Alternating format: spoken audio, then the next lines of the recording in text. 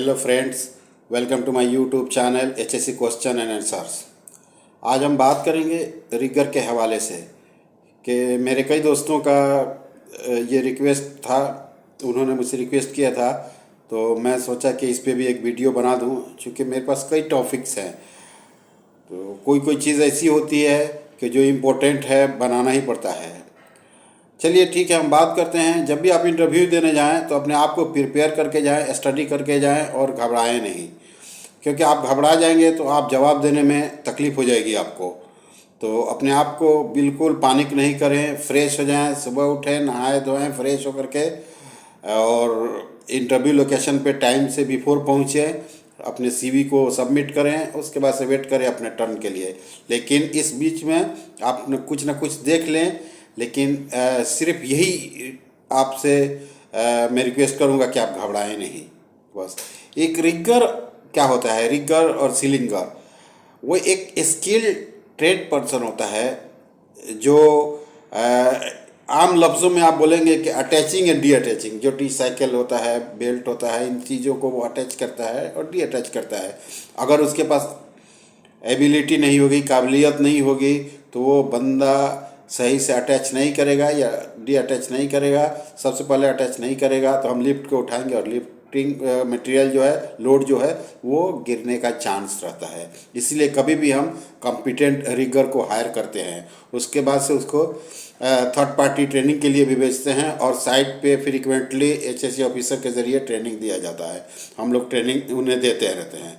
ठीक है, तो आप जब इंटरव्यू देने जाएंगे तो सबसे पहले आपसे पूछा जाएगा कि tell me about yourself, आप अपने बारे में कुछ बताएं। तो आप शुरू करना है आपका नाम, उसके बाद से अगर जगह का नाम बोलना है तो बोल सकते हैं, लेकिन वो इतना इम्पोर्टेंट नहीं है। लेकिन आपको फोकस करना है कि आप स्पेशलिटी किस चीज़ में है।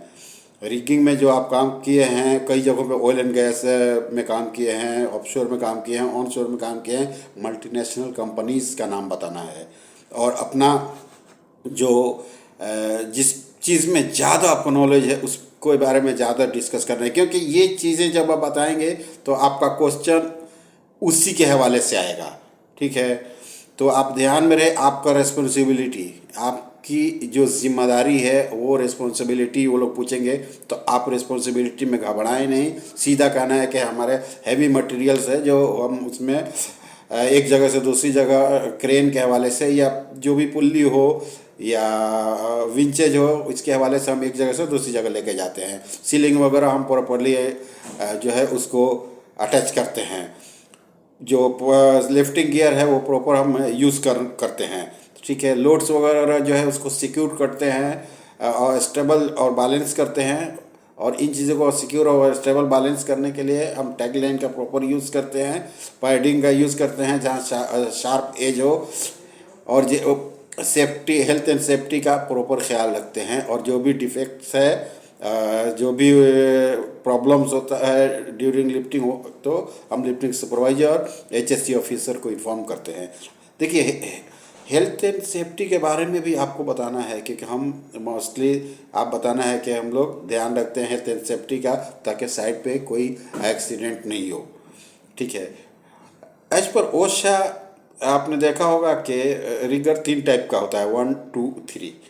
सो रिगर 3 जो होता है वो 10 टन तक उठाता है, 10 टन तक। रिगर 2 जो होता है 40 टन तक उसकी कैपेसिटी, और वो लिफ्टिंग प्लान भी डेवलप करता है। रिगर 1 जो होता है वो हर टाइप का लोड उठाता है और वो लिफ्टिंग प्लान को अप्रूव भी करता है, जो क्रिटिकल लिफ्ट है इसके लिए। अभी कोई पूछेगा कि रिगिंग और लिफ्टिंग में क्या डिफरेंस है, ये क्वेश्चन भी आपको पूछ सकता है। तो रिगिंग क्या होता है? Securing the load to enable handling, यानी लोड को हम सिक्योर करते हैं एक जगह से दूसरी जगह लेके जाने के लिए। लेकिन लिफ्टिंग क्या है कि हम मूव करते हैं लोड को एक जगह से दूसरी जगह, उसका जो पोजीशन होता है उस पोजीशन के हिसाब से। ठीक है, अभी देखिए what is ceiling in rigging and lifting.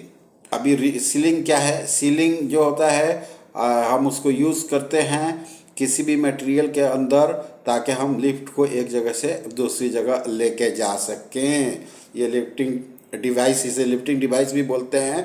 और जो क्रेन है, क्रेन का जो लिफ्ट करना है उसको इफ़ेक्टिवली और सेफली एक जगह से दूसरी जगह लेके जाने के लिए हम सीलिंग्स वगैरह का यूज़ करते हैं। सीलिंग्स में आप बहुत सारा टाइप से होता है, कभी आपको टाइप भी पूछ सकता है लोग कि कितना टाइप्स होता है। तो नॉर्मली आप 3 टाइप्स बताएंगे, wire rope sling, synthetic web sling, chain slings. अब ये वायर रोप सीलिंग जो है वो 14 टाइप्स का होता है, तो आप जाने से पहले आप पढ़ लेंगे क्योंकि उसमें बहुत सारा आता है।